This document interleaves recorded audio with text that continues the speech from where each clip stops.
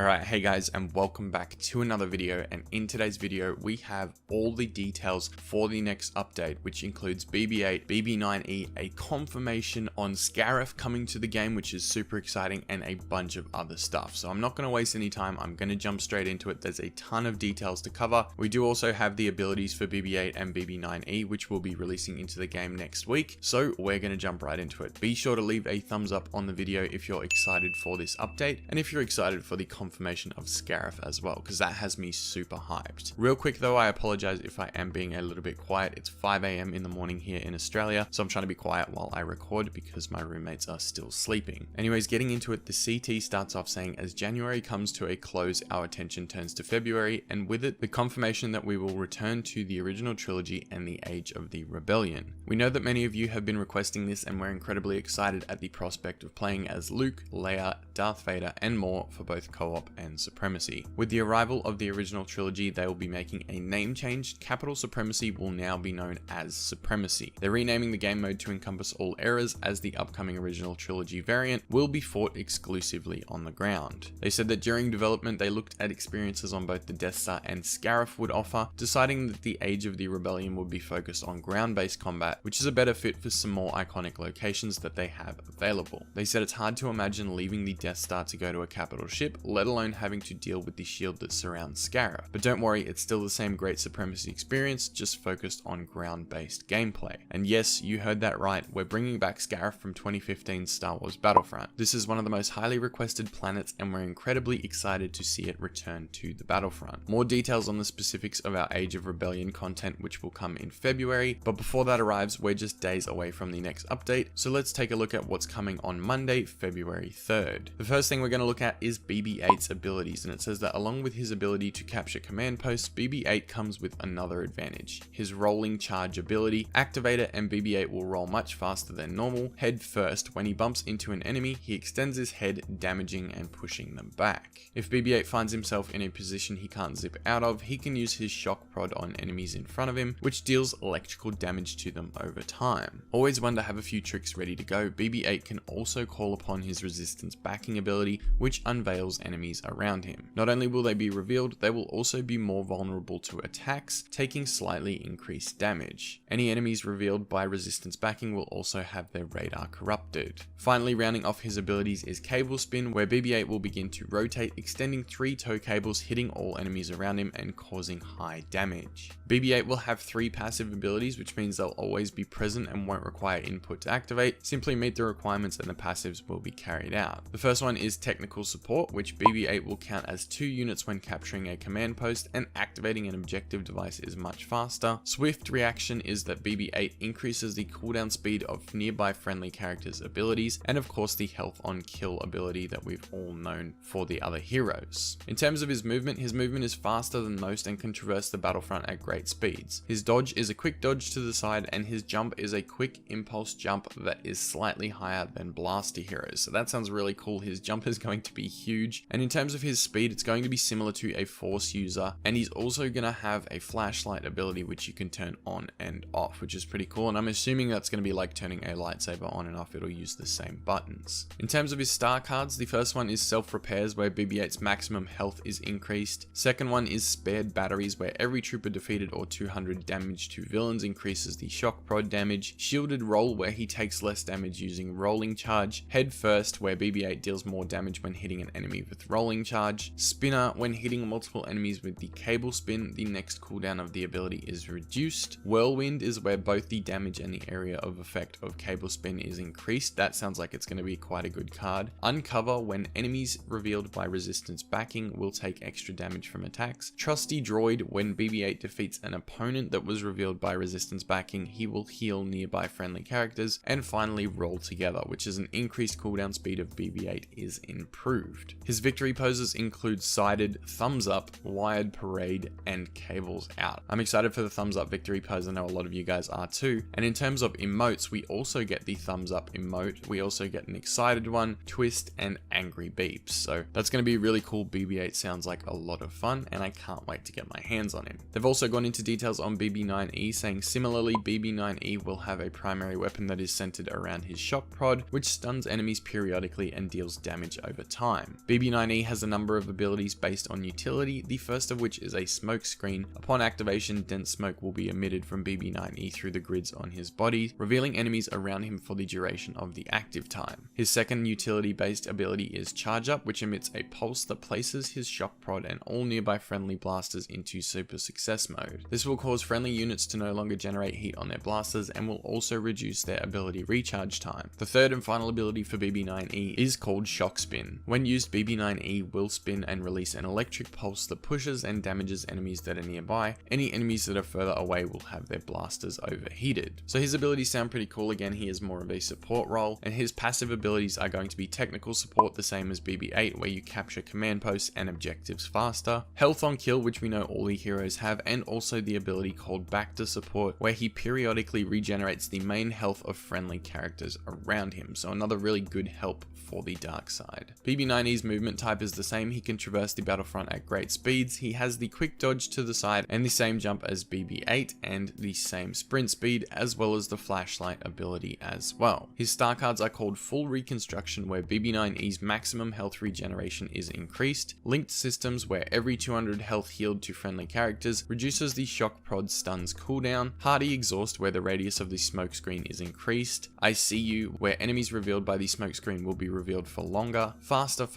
if Shock Spin hits enough targets, its damage will be doubled for the remaining time, Spin Me Round, where enemies hit by Shock Spin will be pushed further away but its cooldown is increased, Swift Power, where the cooldown of Charge Up is reduced, Supercharged, where the radius of Charge Up is increased, and Potent Backdoor, where the radius of Back to Support is bigger but the cooldown between heals is also increased. His victory poses include Shocking Victory, Incognito, Vigilant, and Bow, and the emotes are Suspicious, Alarm, Backfire, and Spiral. So guys, those are all the details you need to know about BB-8 and BB-9E, but we don't stop there. There's a few other little details that they have talked about where we will be getting era select for capital supremacy. So they've said back in December of last year, they implemented the era select menu, allowing you to choose between the available eras for co-op. With the arrival of supremacy to the Age of the Resistance, we're expanding the era select menu to also include supremacy. As a result, when it comes to playing supremacy, you'll have the option to choose between both the Age of the Republic and the Age of the Resistance. When the Age of Rebellion content arrives in February, the era select menu will also be updated to include it. They've also put some UI changes and a few other bits and pieces at the end of the CT. Nothing super crazy that we need to know about, but if you guys do want to check that out, it is linked below with the full community transmission. So guys, an absolute massive news dump including Scarif, BB-8, BB-9E's details, and a whole bunch of other stuff, as well as the original trilogy coming into Capital Supremacy in February. So there's a lot to be excited about. I'm super hyped. I'm gonna get out of here now, but I hope you guys enjoyed this video. Leave a big thumbs up and be sure to subscribe if you are brand new to the channel, and I will see you guys in a future video. Thank you all so much for watching. I will see you in the next one, and may the Force be with you always. The Sith are all powerful. You are no match for me.